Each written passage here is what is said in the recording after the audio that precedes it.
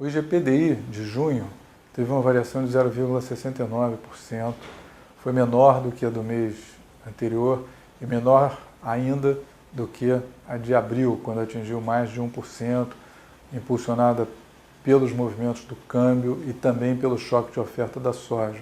De lá para cá, esses efeitos foram decrescentes, declinantes, e a gente chegou nessa taxa de hoje.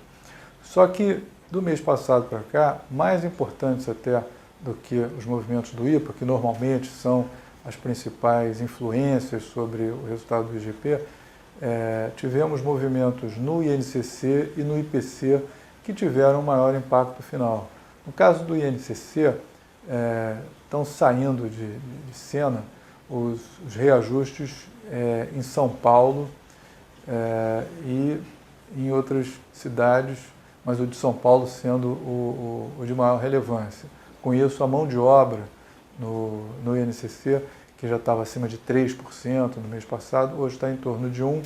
Isso, então, representou uma desaceleração bem forte do INCC. Materiais, serviços, etc., estão mais ou menos no mesmo ritmo de antes.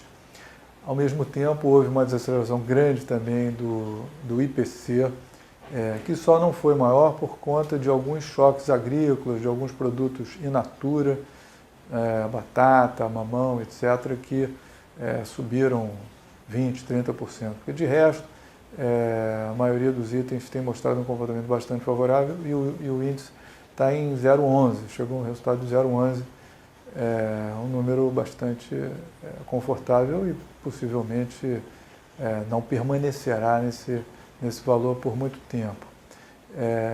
O IPA, ao contrário, quase não mudou do mês passado para cá. O IPA do mês passado para cá começou a receber, ainda muito lentamente, mas começou a receber o impacto dos aumentos da gasolina e do óleo diesel.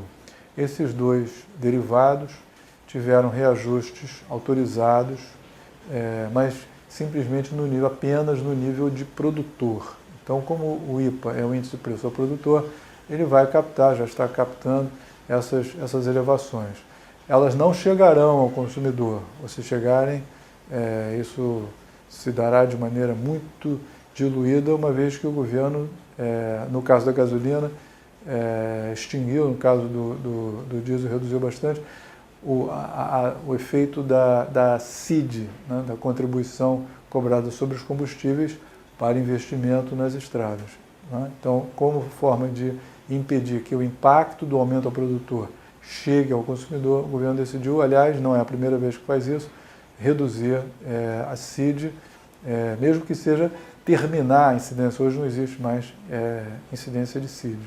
Então, nas próximas apurações, nos próximos IGPs, os impactos tanto do IPC como do INCC continuarão pequenos, talvez o IPC possa avançar ligeiramente, mas espera-se sim um pequeno e talvez passageiro recrudescimento do IPA.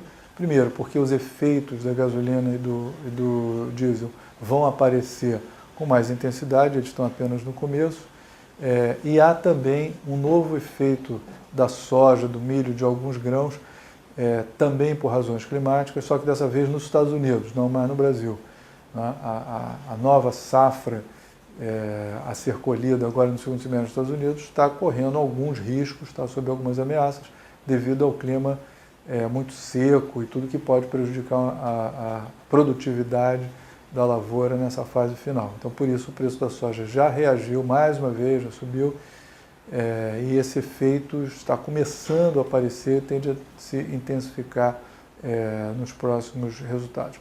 Mas são efeitos, acho que transitórios, são efeitos que vão se dar momentaneamente, uma vez por todas, uma vez só, e como as circunstâncias macroeconômicas, as condições macroeconômicas, tanto no Brasil como, sobretudo, no exterior, ainda estão bastante arrastadas, muito pouco expansivas, né? Então não há razão para se imaginar que haverá alguma pressão maior de demanda, aumento de commodities ou coisa parecida. Então acho que passado esse momento aí, talvez de uma certa pressão sobre o IPA, por causa dos combustíveis e por causa desse novo choque da soja, a gente tem condição de ter uma situação mais estável.